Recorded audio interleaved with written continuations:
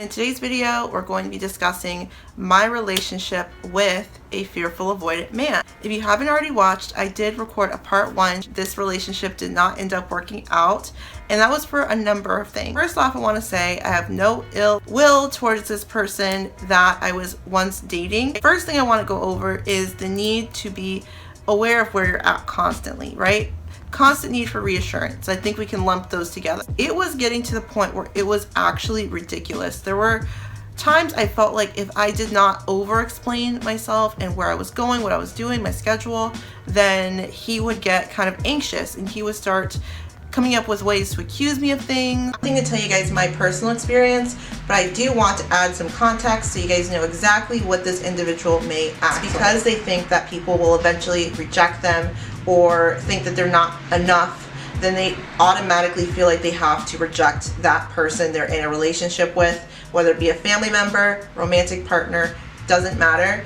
If they feel like they're not going to be able to connect with this person without being rejected or being told that they're not good enough, then they automatically reject that person to avoid that pain and that hurt that rejection will cause. I wanted to go into detail why someone may come to this conclusion in their mind. What makes someone fearful avoidant? Does it just happen overnight? Is it just something that's genetic? Number 2, leading into this, is cheating. There were several instances where I was flat out accused of being a cheater, seeing other men when he wasn't around.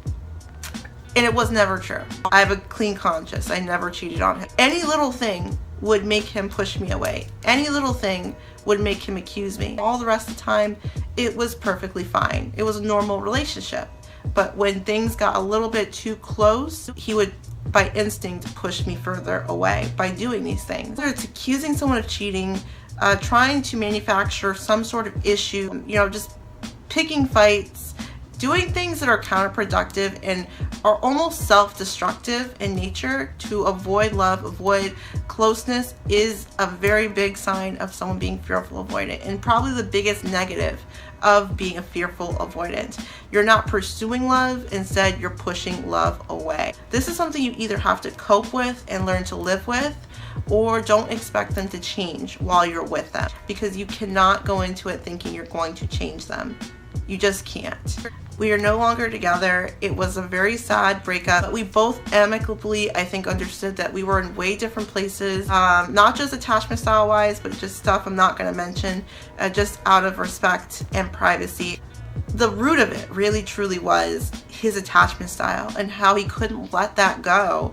He couldn't trust me. He couldn't just be at ease and be secure with himself. It may have actually been something you picked up during your younger years, during childhood.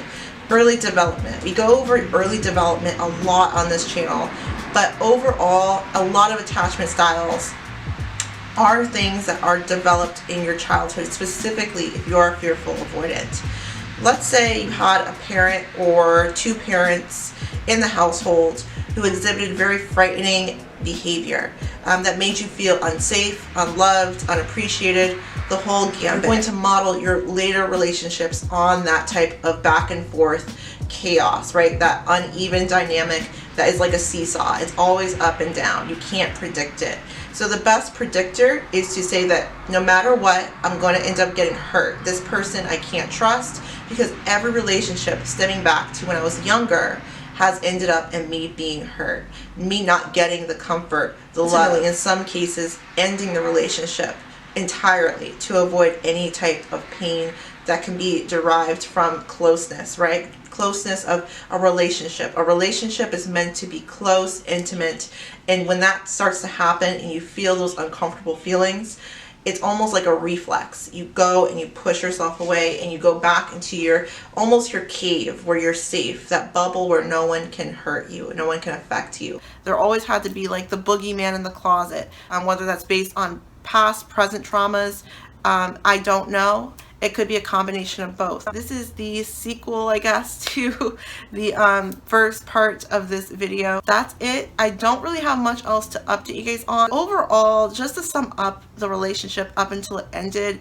it was constantly on this roller coaster of we're good and then we're not good. We're on and then we're off. And that became so toxic and so draining that it became impossible for me to stay on that roller coaster. At some point, I had to get off for good, because subjecting yourself to something that is toxic again and again and again periodically, it's unhealthy. It's almost like the definition of insanity, which is doing the same thing again and again and again when it's proven to not have any different result or outcome, right? If you did like today's video, remember to thumb it up. It really does help me out on this channel since we are small and trying to grow. And then also subscribe to the channel down below. Click that red button. I will absolutely love you forever, and your support would never go unnoticed with me. Thank you so much for watching, guys. Be well, be safe, and take care. Peace out.